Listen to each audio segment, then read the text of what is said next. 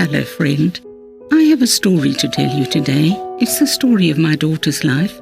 She died of lung cancer at the age of 39, and I have written a book which I think is helpful to us today in the very difficult circumstances in which we live. It brings hope and encouragement and a sense that all is well. I hope you enjoy it.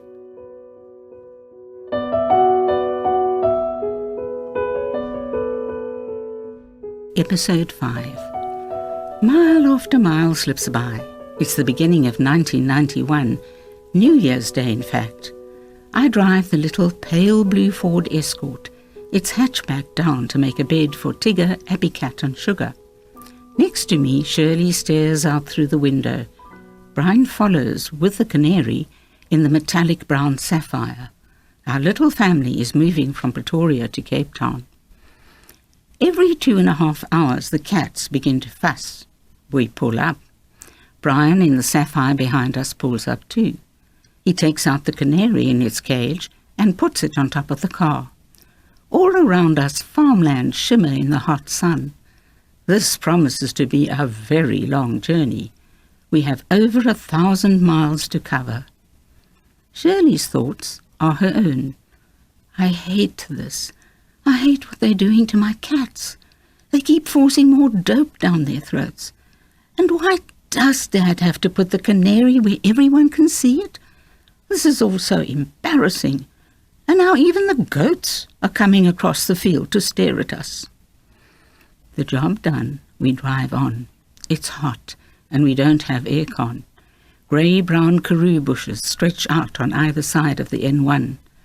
Now and then a dusty sheep crops at meagre offerings on the slopes of the koppies.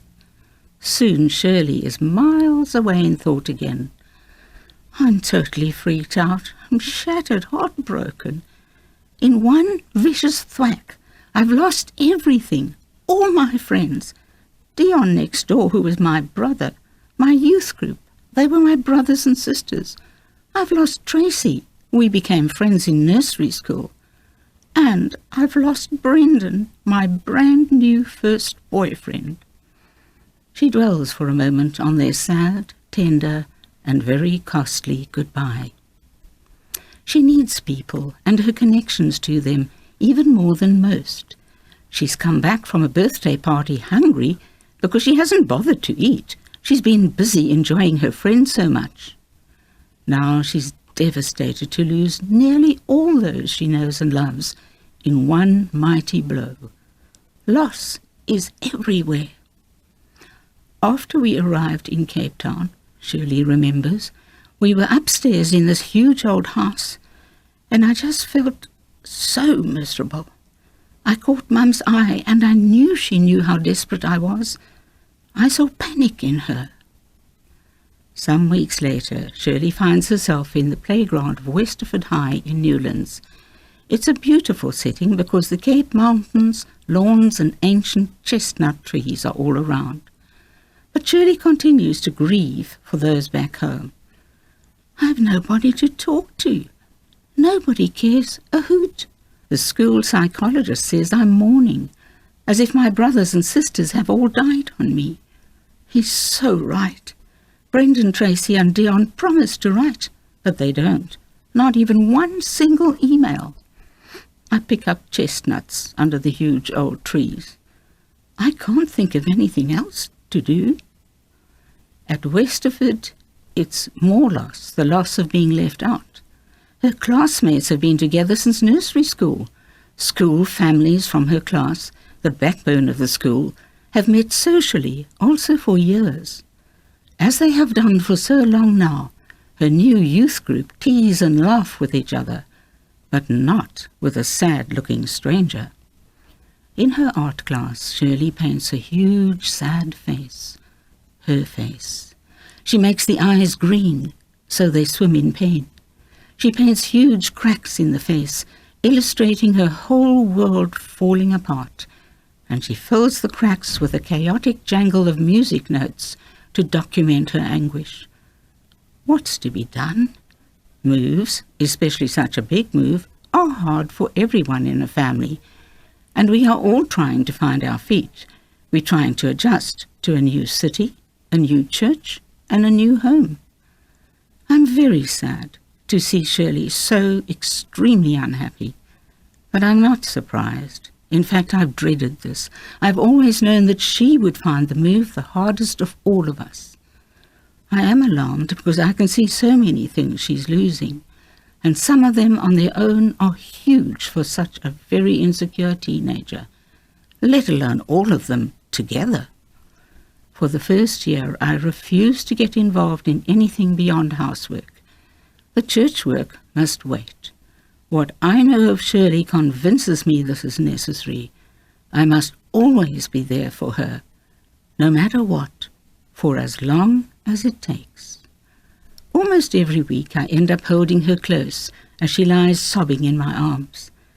While I ache for her, I tell myself that she will recover, but it's going to take a very long time and a huge amount of TLC.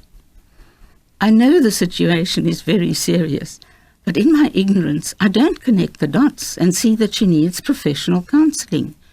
I do what mothers do, pour out love and care unreservedly. I want to do more.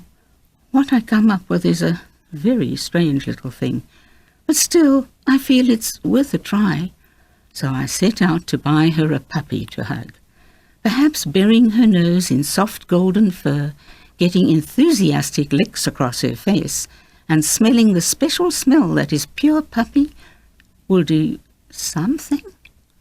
Shirley badly needs to feel loved right now, with no strings attached. Puppies give their love unconditionally. Having a little monster that is totally hers and that loves her when no one else seems to, might, just might, be a bit of magic. I don't for a moment think this is the whole answer, but it is something, isn't it? I certainly cannot do nothing. Juno arrives, flown from Warrenton, doped and in a little cage. The Labrador puppy chews up Shirley's contact lenses, a knob off the chest of her drawers, and Brian's new shoes. I have only a poor understanding of the depth of Shirley's depression. No one else seems to have even that. Her heart is awash with pain, and her thoughts are very dark. Often she sits on her bed, knees up against her chest. Arms hugging them, she rocks slowly, monotonously. She rocks and rocks and rocks. I can't do this. I can't see a single thing to live for. Every 2 weeks, I seem to have this complete meltdown. I lie in Mum's arms and just sob. Often it's past midnight before I can let her go. One time, Shirley giggles just a little. Her wonderful sense of humour has not let her down yet. One time I suddenly realised that it's very late. "Mum," I whisper, "I don't want to spoil your birthday." Looking at the time, 1/2 an hour past midnight, Mum chuckles very gently. "Sweetheart, you already have." So together we chuckle just a little bit more.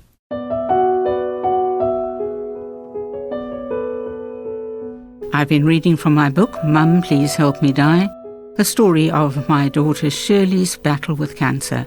If you'd like to get a copy of the book, please contact me. You can do that at the following email address, thai@mumpleasehelpmedie.co.za.